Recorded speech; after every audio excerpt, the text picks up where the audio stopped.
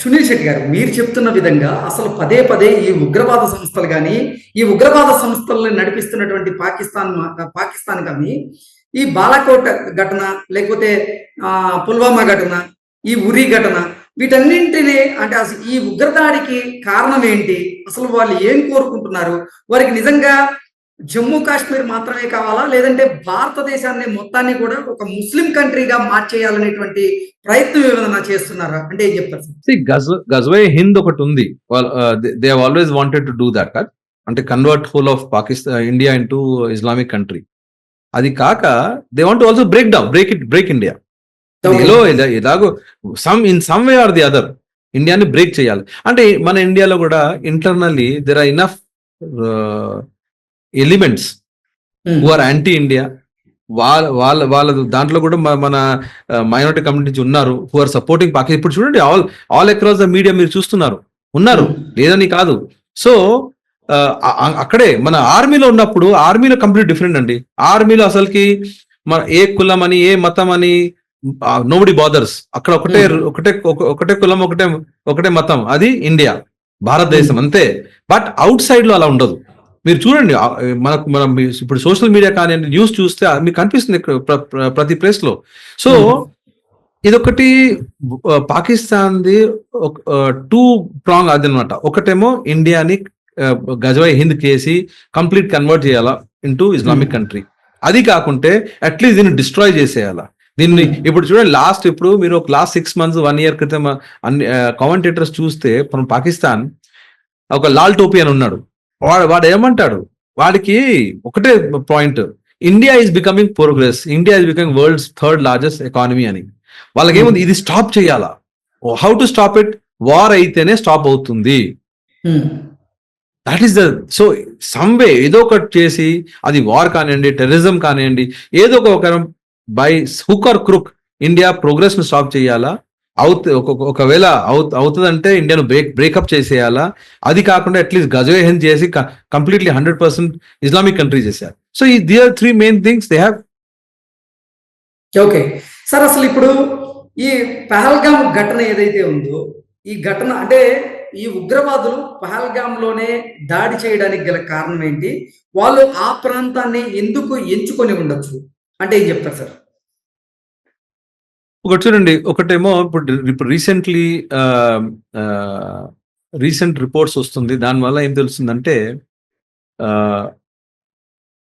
పహల్గామ్లో tourism was suppose start in some జూన్లో, and tour operators start చేసేసారు without police permission, without informing the security agencies.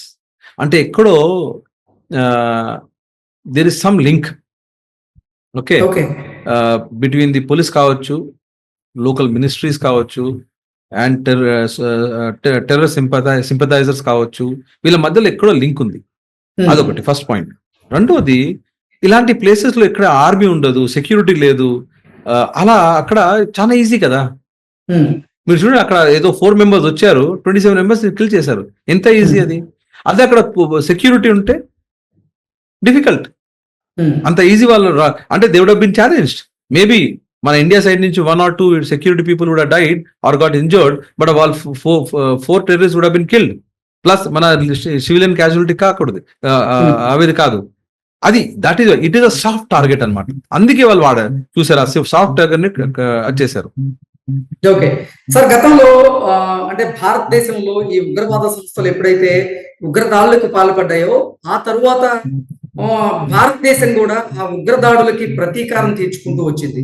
For example చెప్పాలంటే, ఈ పుల్వామా ఘటన తర్వాత భారతదేశం ప్రతీకారం తీర్చుకుంది. అందులో భాగంగానే పాకిస్తాన్ మీద సర్జికల్ స్ట్రైక్స్ అయితే చేసింది. ఈ పెహల్గాం దాడి తర్వాత అభంశుభం తెలియనటువంటి 26 మంది అమాయకులు అసూలు బాసిన తర్వాత యావత్ భారత జాతి మొత్తం కూడా రగిలిపోయింది. ఈ ఉగ్రవాదులు వెనక్కున్నటువంటి ఉగ్రవాద సంస్థలను, ఆ ఉగ్రవాద సంస్థలను ప్రోత్సహిస్తున్నటువంటి పాకిస్తాన్కి తగిన బుద్ధి చెప్పి తీరాల్సిందే అంటూ కూడా పెద్ద ఎత్తున డిమాండ్లు కూడా వెల్లువెత్తాయి. ఆ నేపథ్యంలోనే భారత ప్రభుత్వం కూడా కొన్ని కీలకమైనటువంటి నిర్ణయాలు తీసుకుంది. అందులో భాగంగా భారతదేశంలో ఉన్నటువంటి పాకిస్తానీలు ఎవరైతే ఉన్నారో వారికి 48 గంటల పాటు సమయం ఇచ్చి, ఈ 48 గంటల్లో ఎట్టి పరిస్థితుల్లో భారతదేశాన్ని వీడి వారు పాకిస్తాన్కి వెళ్ళిపోవాల్సిందిగా ఆదేశాలు జారీ చేశారు. పాకిస్తానీలకి వీసాలు కూడా రద్దు చేశారు. ఈవెన్ మెడికల్ వీసాలు కూడా రద్దు చేశారు. 29వ తేదీ దాకా వారికి టైం ఇచ్చారు. అలాగే సింధు నది జలాలను కూడా పాకిస్తాన్లోకి ప్రవహించకుండా అడ్డుకోవడంలో ఇప్పుడు భారత ప్రభుత్వం సక్సెస్ అయింది. అలాగే ఇప్పుడు పాక్ కూడా భారతీయులకి కొన్ని రిస్ట్రిక్షన్స్ అయితే పెడుతూ ఉంది. పాక్లో అంటే పాక్లో ఉన్నటువంటి భారతీయులను కూడా పాక్ని వదిలి భారతదేశానికి రావాల్సిందే అంటూ వారు డిమాండ్ చేస్తున్నటువంటి నేపథ్యంలో ఏంటి అసలు పరిస్థితులు ఎలా మారేటువంటి అవకాశం ఉంది అంటే ఏం చెప్తారు? అంటే ఇవన్నీ యాజ్ అ జియో పాలిటిక్స్ అండి. ఇవన్నీ ఇలాంటి స్టెప్స్ తీసుకుంటారు ఇన్ జియో పాలిటిక్స్. ఎందుకంటే ఒకటేసారి వార్లు వెళ్ళాము. వాటర్ స్టాప్ చేయడం కానివ్వండి, వీసాలు క్యాన్సిల్ చేయడం, ఇదన్నీ అంటే ఎస్కలేటింగ్ స్లోలీ. ఓకే, సో ఇక్కడి నుంచి what is possible? Okay, possible ఏంటిది? ఇండియాకి దీనివల్ల ఏమైనా ఇంపాక్ట్ అవుతుందా? ఫైనాన్షియల్ ఇంపాక్ట్ ఏమి ఉండదు. నేను చూసాను, చాలా మటుకు వీడియోస్ చూసాను పాకిస్తాన్ నుంచి. వాళ్ళు ఏమన్నారంటే ఎయిర్ స్పేస్ బంద్ చేసాం కదా, దానివల్ల టికెట్స్ రేట్స్ ఎక్కువైపోయింది, ప్లస్ రూట్ 30 minutes కన్నా ఎక్కువ, ట్రావెల్ టైం 30 minutes కన్నా ఎక్కువ అయిపోయింది. దానివల్ల ఏమవుతుంది, 30 minutes ఒక మూవీ హాఫ్ మూవీ చూసే బదులు ఫుల్ మూవీ చూసుకుంటాను ఒక ఇంటర్నేషనల్ ట్రావెలర్. ఓకే, రెండోది ఎస్కలేషన్ ఎంత అవుతుంది, అది డిస్ట్రిబ్యూట్ చేసుకుంటే మహా అంటే ఒక $50 ఎక్కువ అవుతుంది. సంబడి హూస్ ట్రావెలింగ్ ఇంటర్నేషనల్, వాళ్ళకి $50 పెద్ద పెద్ద పెద్ద ప్రాబ్లమా?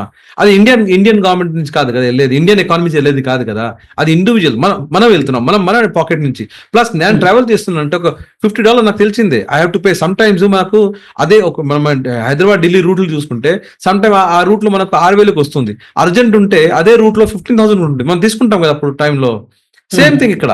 ఇప్పుడు వార్ సిచ్యువేషన్ ఉంది, నా టికెట్ ఇన్స్టెడ్ ఆఫ్ $500 $600 అయింది అనుకోండి. What choice do I have? నాకు అంత అర్జెంట్ ఉంది, వెళ్తాను.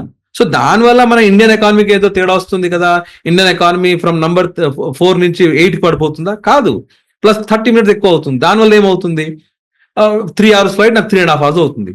సమ్ టైమ్ ట్రావెల్ చేస్తే అప్పుడు ఒక మూవీ కంప్లీట్ కాదు, ఆ మూవీ ఇప్పుడు కంప్లీట్ అయిపోతుంది, అంతే, ½ an hour ఎక్కువ. సో అంటే స్టెప్స్ తీసుకున్నప్పుడు మనము యాజ్ అ కంట్రీ, నేషన్, దానికి ఎగ్జాక్ట్ ఆన్ గ్రౌండ్ ఇంపాక్ట్ ఉండాలి. ఇప్పుడు ఇండియా ఏం చేసింది చూడండి, వాటర్ స్టాప్ ఒక సైడ్ లో, అది యాక్చువల్లీ ఆన్ గ్రౌండ్ లో ఫార్మర్స్ కి పెద్ద ప్రాబ్లం అవుతుంది. ఆల్రెడీ మనకు తెలిసిందే, పాకిస్తాన్ లో ఈ లాస్ట్ 2 years నుంచి అక్కడ ఫుడ్ క్రైసిస్ ఉంది, రేట్స్ ఎక్కువ ఉంది.